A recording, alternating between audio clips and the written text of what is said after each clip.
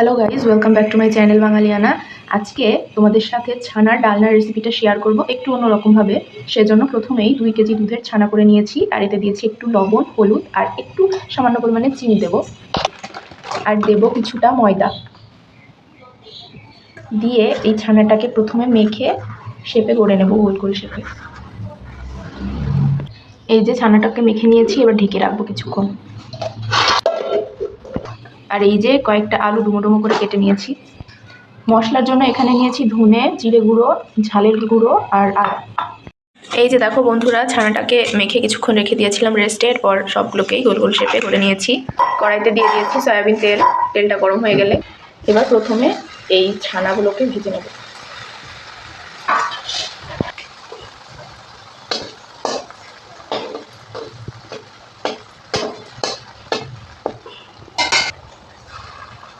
এগুলো দেওয়ার সাথে সাথে তাড়াতাড়ি লাল হয়ে যায়।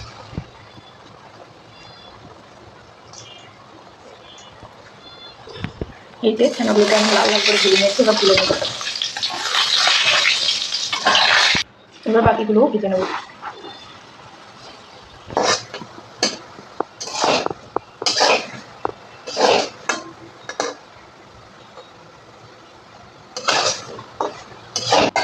এই যে বন্ধুরা, সবগুলো ছানা ভাজা হয়ে গেছে। এবার ছানা ভাজা ওই তেলের ভেতরেই কিছুটা ঘি দেব। আর ফোড়নে এখানে তেজপাতা, এলাচ একটা থেতো করে দিয়েছি, দারচিনি আর শুকনো চাল।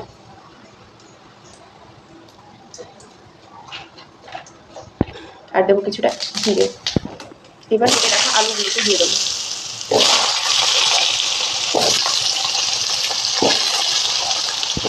আলুগুলোকে একটু লবণ আর হলুদ দিয়ে প্রথমে ভেজে নেব। আলুটা একটু যখন ভাজা ভাজা হয়ে আসবে তখন ভিজিয়ে রাখা মশলাটা দেবো। এবার মশলা থেকে তেল ছাড়া পর্যন্ত কষাবো। এই যে মশলাটা কষানো হয়ে গেছে, এবার ঝোলের জন্য পরিমাণ মতো জল দেবো।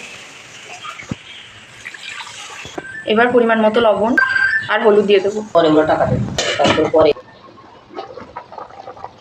এই যে ঝোলটা ফুটে গেছে, এবার ছানাগুলোকে দিয়ে দেবো।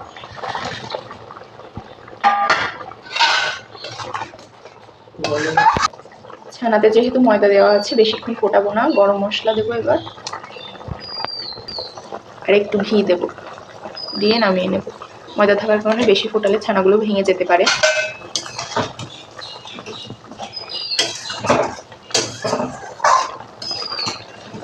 ভিডিওটি যদি ভালো লাগে তাহলে লাইক কমেন্ট করে পাশে থাকবেন। এই যে রেডি হয়ে গেছে আমাদের ছানার ডালনা।